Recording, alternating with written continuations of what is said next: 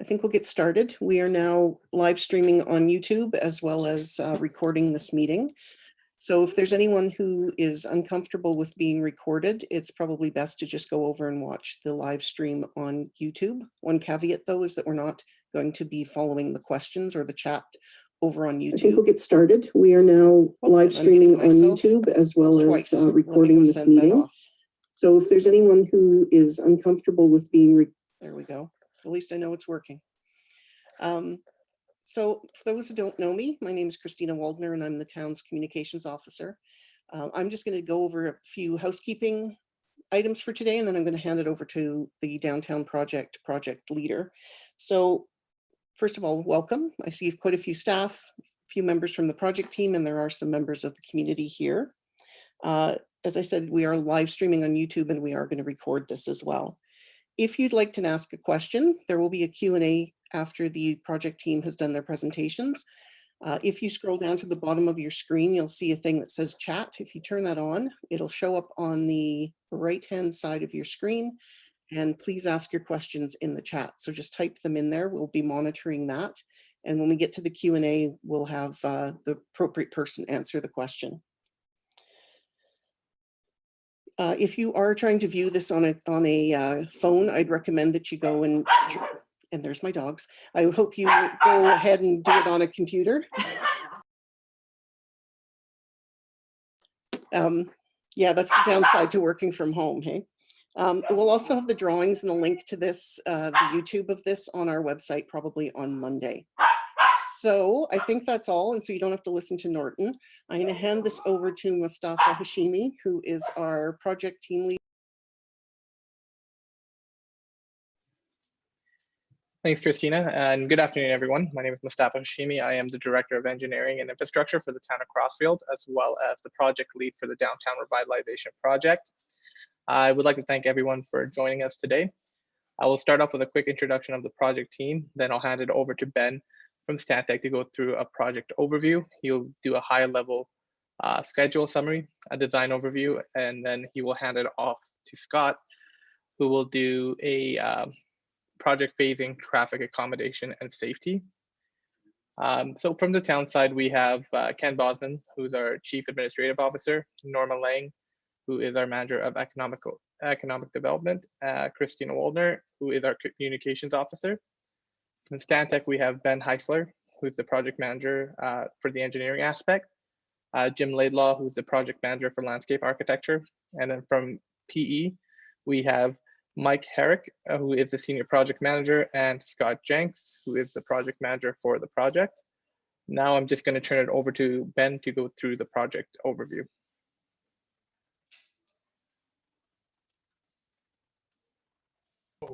Welcome, everybody. Mustafa, thank you for the introduction. I am very excited to be here today to discuss the Railway Street Revitalization Project. We are hitting a major milestone as construction is getting underway. I know a few people have been asking when is construction starting, and the good news is it has already begun. A few of you that have traveled up and down Railway Street may have noticed that the tree removal has already begun, and there's been some preliminary exercises going on site to try and prepare for construction. We are a little bit hampered by Mother Nature this time of year. Normally the weather conditions would be a lot warmer.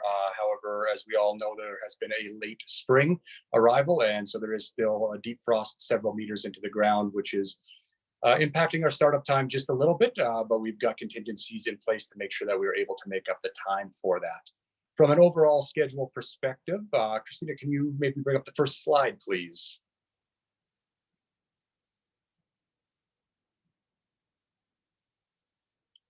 Thank you. So you'll see here is a typical rendering of the north entryway to downtown just off of Banta Park. This is a rendering that you would have seen previously had you been to any of the open houses or looked on the town's website. The overall schedule, as you can see here, is from April till October of 2020 this year, which will include all of the underground and surface works. I can't stress enough that this is an immense amount of work to do in this time period, and so there's a very aggressive schedule set here in order to get as much work completed as possible over the course of this summer. The work as it happens will require a little bit of work into next year, which we have tentatively slated for May to July of 2021, which will include the top lift paving and pavement marking lines. This is done strategically, as big revitalization projects like this with a lot of ground disturbance will require a little bit of extra time for the earthworks to settle after construction. And so by deferring the top lift paving by 1 year, we're able to accommodate for any minor movements that have been done in the ground after construction and seal them all up with a top lift of paving. So it is very important that we are able to stage this work over 2 years. While in 2021, we have the paving set for May to July. That is a wide window with some contingency time built in. If everything goes according to plan, we should only have about 3 to 4 weeks worth of construction and disruption to the downtown next year. So the vast majority of the work will be done this year. Within the rendering here, you will see the beautification that will be brought to Railway Street. The road corridor will be narrowed quite substantially, which will promote traffic calming well further down the street, still including angle parking in front of the existing developments. The road narrowing will also allow for a safer approach to pedestrian accommodation. As you can see in the rendering here, where we have the 2 individuals standing just in front of the blue car. If they were on the normal sidewalk, they'd be set much further back behind the trees. And so allowing these road narrowings substantially improves the safety for pedestrians, allowing them to stand further forward and closer to the driver's sight line while still being protected by the curb and the landscaping on the roadway. And then their physical distance to actual cross the roadway when they're being exposed to traffic is substantially shorter as well. So we're looking at major safety improvements in addition to beautification throughout the downtown areas.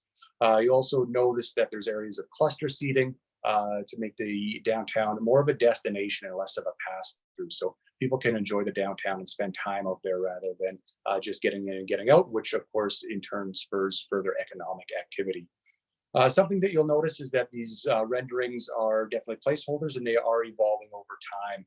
Things like the streetlight that you see here was an example of the old rendering, but has now been updated based on selections on the detailed design, which we'll see a few more drawings in a minute. And you'll also notice things do change and are fluid throughout the process of design and maybe even into construction a little bit. For example, here you'll see 2 main gateway feature signs, one on the right that says downtown and one on the left that says Railway Street. As we're actively making sure that the best economic budget is set for the project, there's things like the entry feature signs that we're reevaluating, and we may conclude to go with 1 entry feature sign instead of 2 based on budgetary priorities. So do expect many changes to happen throughout the course of the project. Christina, can you go to the next slide, please?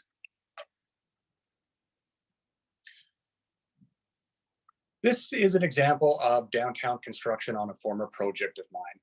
Sharing this to make sure that everybody has a good understanding of the magnitude and the grandeur of the work that has to happen.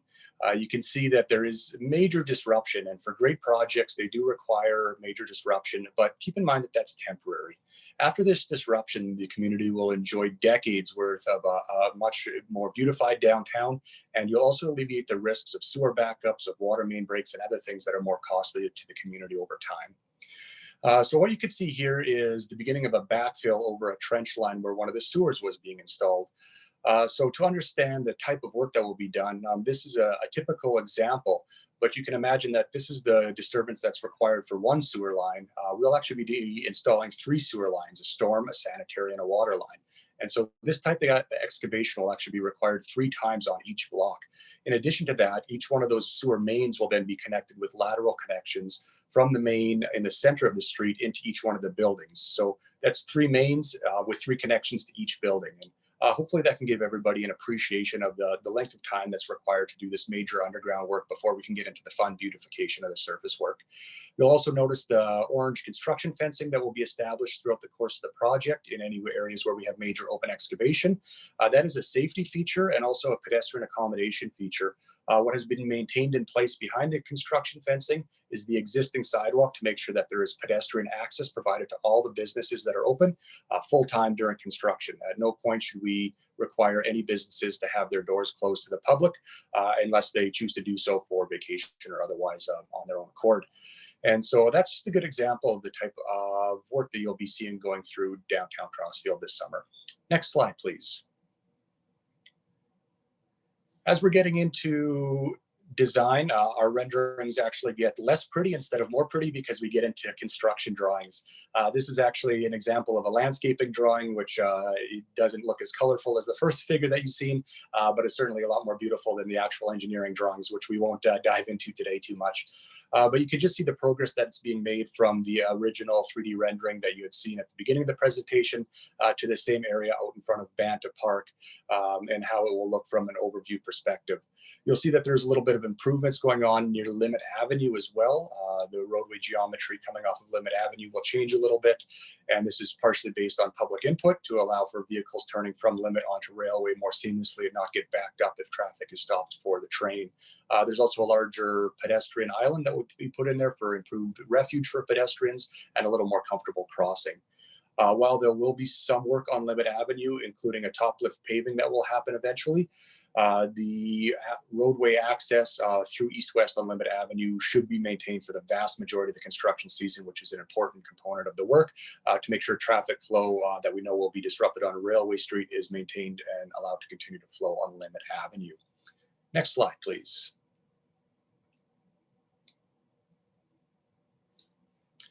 Moving a little bit further west along the project, another landscaping drawing where you can see how the roadway will be narrowed in the core of downtown.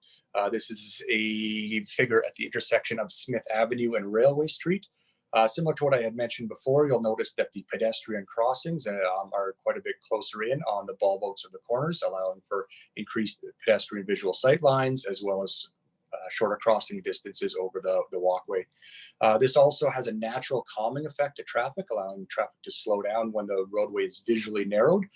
It's statistically proven to reduce speeds quite a bit, which further improves vehicular and pedestrian safety. There will be lots of accessible parking near the corners and the main hubs to make sure that people with limited mobility can get in and out of the downtown.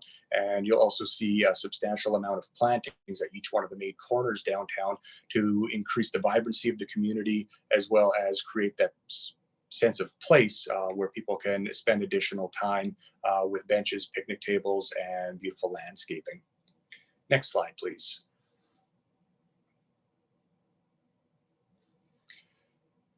This is an example of a flexible design. Throughout the corridor, the roadway needs to maintain certain grades in order to make sure that the roadway drainage and all the other functions of the geometry of the road work.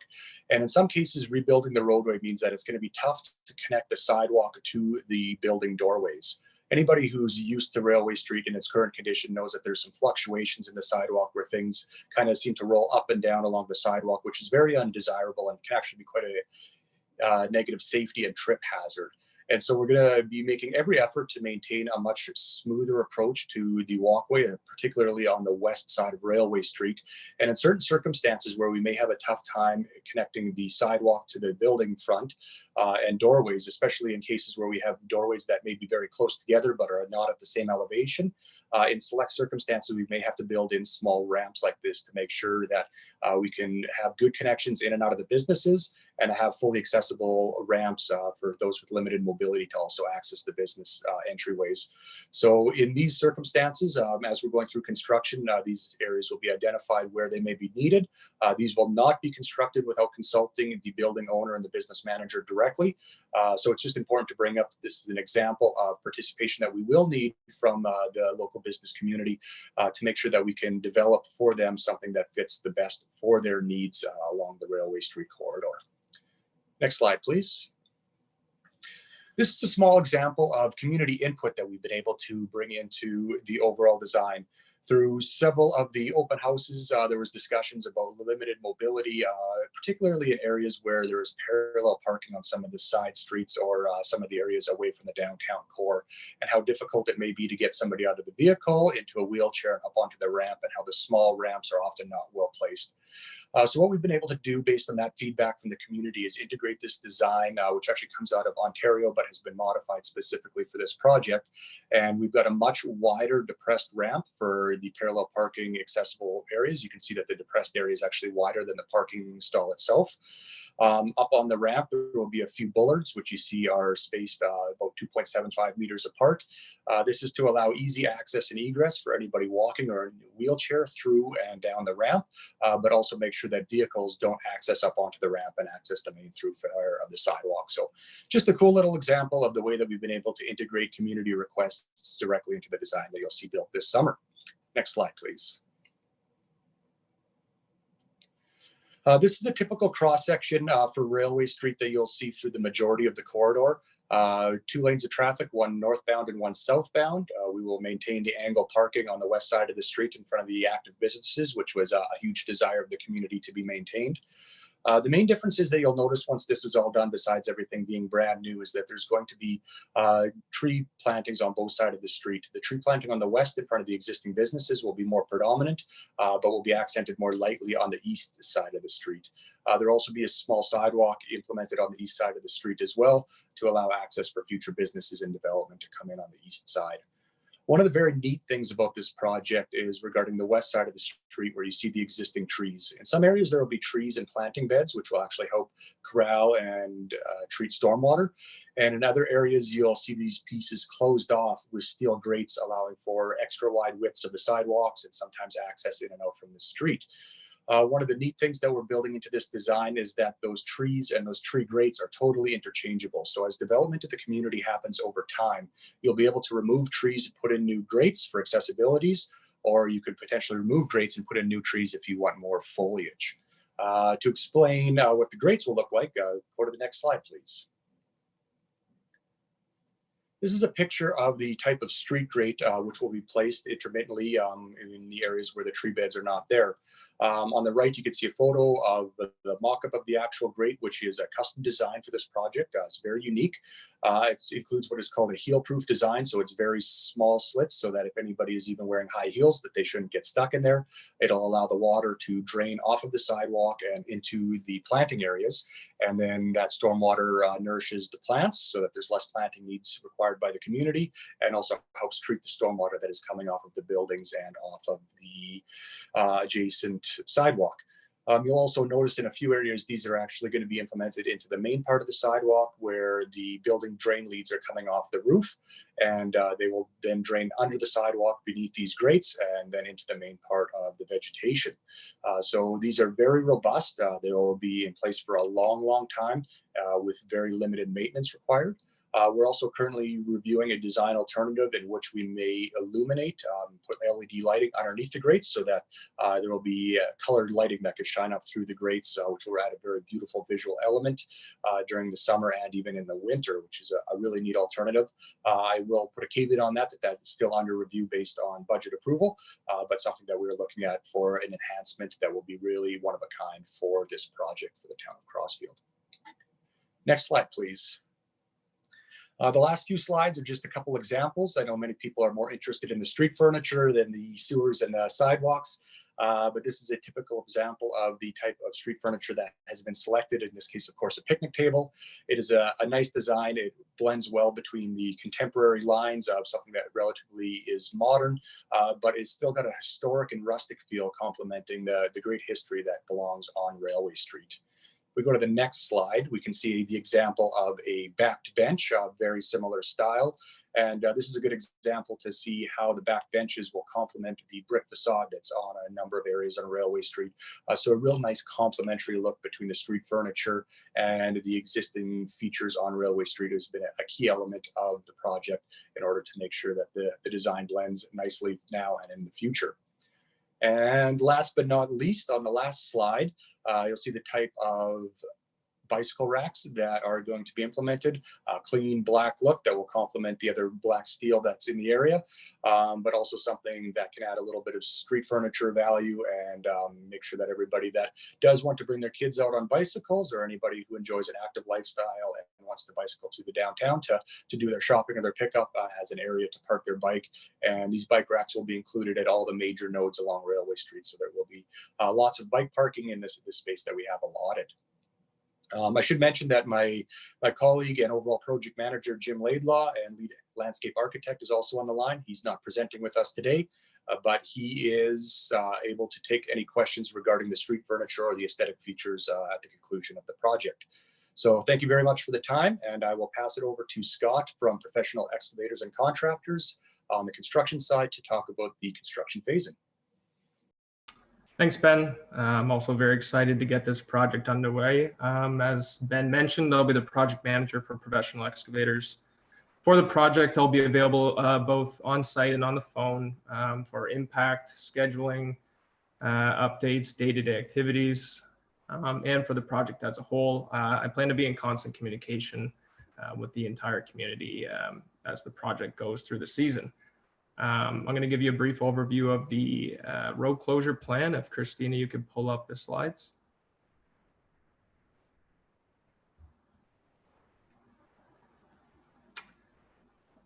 Oh, this is, could you go please to the first slide? There we go. So here you see the beginning of the road closure plan. It'll be split up into 4 major phases consisting of up to 4 blocks being under construction at any given time. Each block is projected to be closed for approximately 2 months within each phase. As construction is completed on one block, construction will begin on another, essentially creating a 4-block train of construction heading south to north on Railway Street. This plan is subject to change as unforeseen situations arise during the project, but in that case, it'll be clearly communicated with all those affected. Each phase of the road closure will provide both pedestrian and delivery access to each business. Delivery access for businesses west of Railway Street will be via the rear alleyways, while delivery access for the businesses east of Railway Street will be via temporary access roads. Pedestrian access for businesses on the west side of Railway Street will be via a portion of sidewalk while the road is under construction, and on a fenced off walkway along the road once the road is repaved. Phase 1 will be from Loud Ave to Ross Street on Railway Street. As you can see, a temporary bypass road would be provided on the lot south of Loud Ave. This will be for access to the industrial park. There will be no access to Railway Street at this time for both phase 1 and 2. The access to Railway Street will be via Limit Ave. Next slide, please. The access for businesses here, as you can see, for the subway will be via temporary access road east of Railway Street. And as you can see as well, the temporary bypass road is a little bit better shown there for the industrial park west on Lout. Next slide, please. Phase 2 closure would be from Loud Ave to Smith Ave on Railway Street. Loud Ave will be reopened at Loud Ave will be reopened, but Railway Street will still only be accessible via Limit Ave. Next slide, please. And as you can see, temporary access will be given for the businesses east of Railway Street via a temporary access road, and the businesses west of Railway Street will be via the laneway between Traction Tire and Canaccord. Next slide, please. Phase 3, this will be one of the bigger phases that will take out the road between Gray Ave and Osler Ave, including the side avenues up to the alleyways. Next slide, please. Businesses on the west side of Railway Street will have delivery access via the rear alleyways. This access will be alternating from one side avenue at a time. For example, between Nanton and Smith, while construction is blocking alleyway on Smith, access will be given via Nanton and vice versa. And this will be the same scenario as each block for phase 3 and 4. So each business will have constant delivery access via the alleyways. As for pedestrian access, there will be access via the remaining portions of sidewalk that we will leave in place on the west side of Railway. And once the road is put back in place, now that access will be on on Railway Street paved section. Next slide, please. So phase 4 will see Railway closed between Nanton Ave and Limit Ave. Next slide, please. And as you can see, this will be very similar to phase 3, with the pedestrian access will be available on the sidewalks and then alternating to the roadway, and there will be temporary access provided for the businesses, both for delivery and pedestrian access east of Railway. So that's a brief summary of how the road closures will be going through the project. On another note on impacts, as we are replacing water on the project, all those affected will be given temporary water. So whenever we do install this, this will be communicated with the business or residence owner before it's put in. So no businesses should experience any significant water shutdowns, unless there is situations where we do have to shut it down for, which will be a few hours. And that'll be communicated very clearly with all residents. From a safety standpoint, all open excavations will be blocked off with construction vents, but machinery will be active throughout the town. It's very important that the public remain outside of the construction area, unless it's clearly marked with fence or a marked walkway. So that's basically all I have. But once again, I think we're all very excited to get going. We've been in town for a couple weeks preparing, and we're excited to get into full swing here. Thanks, Scott. We haven't had any questions come in yet, and I'm just wondering if there's anybody currently watching us on Zoom rather, who has any questions for the project team that they're dying to ask. If you do, please type them into the chat and we will get them answered for you right away.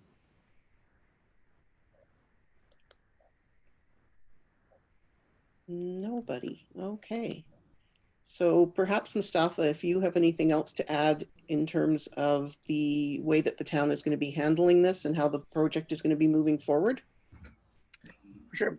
So as the project goes on, we have set up a email address for complaints and everything to be sent there. Or if you have any questions, concerns, comments, please send it over to that email address. And that email address is downtown@crossfieldalberta.com.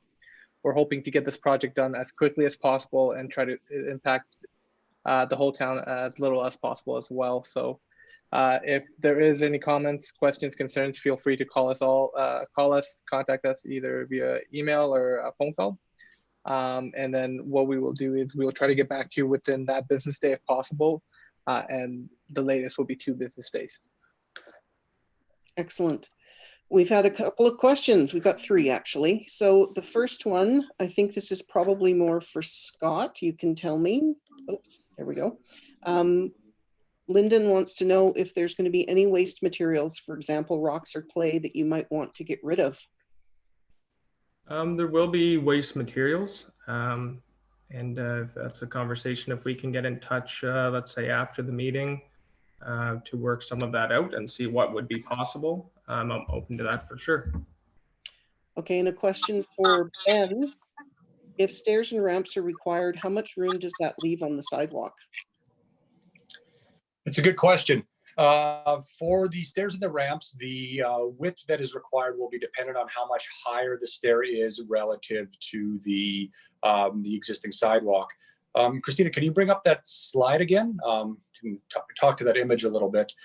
But there's going to be 2 important factors there. I'll talk first about the width outside of the stairwell, where we had mentioned that there's going to be trees and grates.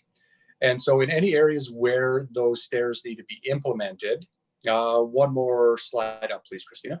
That one? Yes, that's the one. And anywhere that these need to be implemented, I'm presenting right now. Sorry about that. Anywhere that these need to be implemented, you'll see the strip of hatched area on the bottom right corner, which represents kind of the landscaping strip. And so where those stairs need to be implemented, there will be no trees and no landscaping, but those areas will be filled in with the street grates that we were talking about. So although the ramp will take up to 1.8 meters width from the sidewalk, which is roughly half the space, that'll be made up for by implementing those grates for a wider walking surface out towards the street around those ramps. So we do have a plan to mitigate the narrowing of the walkway with those grades around the areas.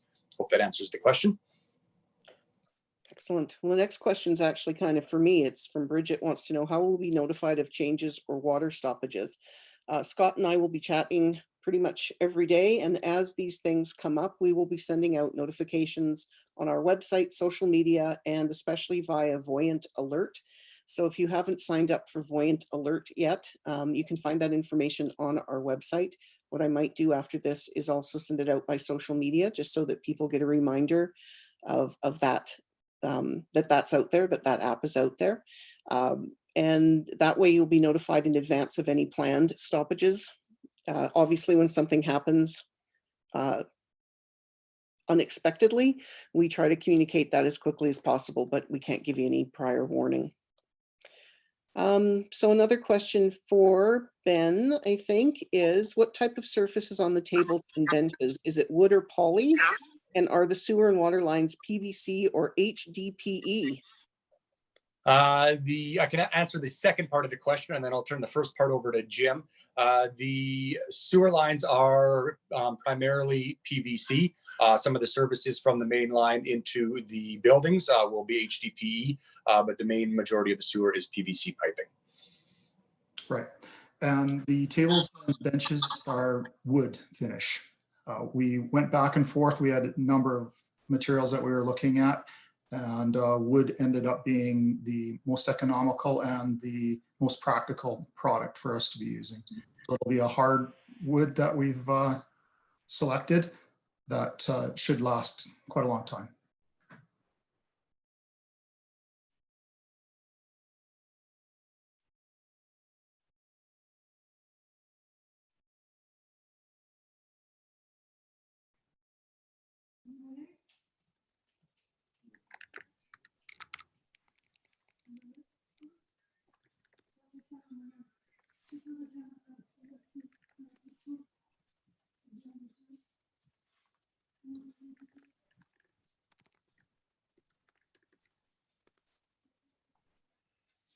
Oh, sorry, I'm the one who's muted. I'll unmute myself.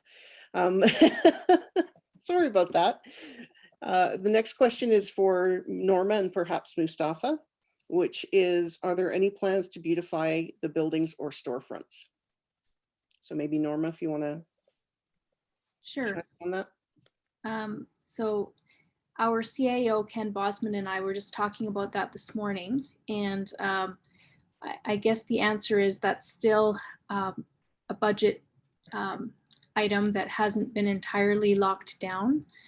We have talked about possible plans to provide some kind of a grant or another method to provide funding for property owners, business operators that might be interested in upgrading their storefronts, particularly signage, when the project is done. So I guess the best answer is stay tuned. We're still working out the details on what we might be able to do on that front.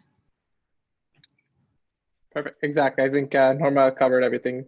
As of right now, there has been discussions about it, but it's up in the air right now as it relates to budget. So once we get our final numbers in, we'll have a better idea of what we can do and what we can't do. Another question, and I'm not sure who wants to take this. Maybe you can raise your hand if you want to answer this one. From Phoenix, he's wondering, with social distancing becoming the norm, has there been a discussion about widening the sidewalks even further? Nobody wants to take that one. Oh, good, Ben's in. I will jump in on that one. The simple answer to that is no, there has not been any direct discussion on that. Certainly COVID has been top of mind in the preparation for this project, especially from a design and rollout perspective. Professional excavators and contractors have special procedures in place and how the construction operation happens and is managed on site. Everything from handling materials, wiping down equipment, to a number of people in vehicles. Stantec and the town also have their procedures that are all being amalgamated in as well. So it is certainly something that's top of mind. It is also a potential schedule impact that we're very mindful of. as there's many things from either the province or the federal government that may mandate different types of restrictions on the activity that happens that may impact the flow of construction as well. So we want everybody to be very, very mindful of that. But as far as the sidewalks go, and particularly widening or changing them, there's really not a lot of opportunity to do that based on how narrow the existing road right of way is. We've already struggled quite a bit in trying to find the right balance of walkway widths, driveway widths, parking widths, and there's all these features that are competing for the same space. So for example, if you wanted to widen the sidewalk, you'd either have to remove green space or you'd have to remove parking. And we think that we found the right balance of all of these elements together. The good news is with social distancing, I guess, even in mind, the existing walkway design that will be on the west side of the street, in the majority of cases, if two people were to walk on the far left and far right side of the sidewalk as it's going to be constructed, that should still be compliant with social distancing. So I think there is a good amount of space, certainly much more than you see out there right now, and certainly much more than you'll see in most communities of similar size to Crossfield. All right, did you want to add anything, Jim? No, we do have about 4 meters of sidewalk width, including where we'd have tree grates. So it is pretty as wide as we can make it, just to add a little support to what Ben said. Excellent. So somebody else would like to know, what does the lighting look like? Is there a theme to the overall design? Back to you, Ben. The lighting was selected based on Fortis Alberta being the provider in town. We've looked through their catalog, and there's 2 things they want to keep in mind. One, we wanted to make a decorative selection to support the heritage feel of Railway Street, but we also did not want to select anything that was custom made. That being that the custom made features are much more expensive, usually a factor of 3 to 4 times more than the standard catalog. So the standard catalog has about a dozen or so decorative streetlight types that can be used. Unfortunately, we don't have one that's readily available for images to share right now, but certainly we can get that to Christina, that she could maybe post with these after the fact. And so one that was selected was based on community input from the open houses in the past. It is Mustafa might have it memorized off the top of my head, and I may not. I think it was a traditionary style. But it is a kind of a square type lamppost, a little bit more classic in look, which will complement the historical area very nicely. And the question, there was a follow-up to that. Is there any theme to the overall design? Jim, you want to touch on that one? Yes. So it was more of a kind of a blend between a heritage and industrial look to kind of just to get the feel of a railway kind of street feel. And you can see that in the grate design and the plantings. It was more of an ornamental look, but with hardy plants that will survive the zone 2 in Crossfield. Thank you. Okay, I don't see any other questions. Nothing is going down. I'm going to give everybody what the project email is just in the chat so that you have that. It's also on our website, so that if you have any questions after this is over that you forgot to ask, you can certainly send them there and we will get an answer for you. I'm not sure if there's anything any of the project team wants to add. Oh, one more question. Oh, there we go. Sorry, it's Phoenix again. So beautification, the city of Airdrie has wrapped electrical boxes with outdoor landscape images. Is this a consideration? And I don't know who wants to take this one, so I'm unmuting all 3 of you. I can jump. Oh, go ahead. I was just going to say, I don't think we have any electrical boxes within our project purview that we're looking at. So yeah, I would say no, because it hasn't come up yet. Yes. And Ben? Yeah, if I can add to that a bit, you're absolutely right. There is no major electrical boxes as far as transformers in the main area. The electrical will generally come off of the back alley about a half a block to the west. And we are making a lot of efforts to make sure that those unsightly features, as far as utilities, are not required. You will see a few smaller utility boxes, not specifically electrical, but communication boxes along the east side of the roadway. Those will be smaller, about 2 or 3 feet high and a foot and a half or a foot wide. And those are the connection boxes for Shaw and TELUS type communications that are required to go in there. They'll be on the same alignment on the boulevard as the trees and the streetlights on the east side of the roadway. So they won't be stuck out in the middle of the sidewalk or anything. And you'll actually notice that there will be a few that will be constructed, particularly the pull boxes for the electrical wiring. Those are actually below ground tubs. So we've made some efforts to try and reduce those that street clutter by putting some of those features underground so they don't have to be masked wherever we could do so. Perfect. Thank you. A question for, I think, Mustafa, is unrelated to this, but are there any plans to do similar work on Limit Avenue, for instance, repaving and beautification? So for Limit Avenue itself, it is a provincial road. So a lot of things that we would want to do on Limit would have to go through the province, but there's nothing in the plans right now to do anything on there.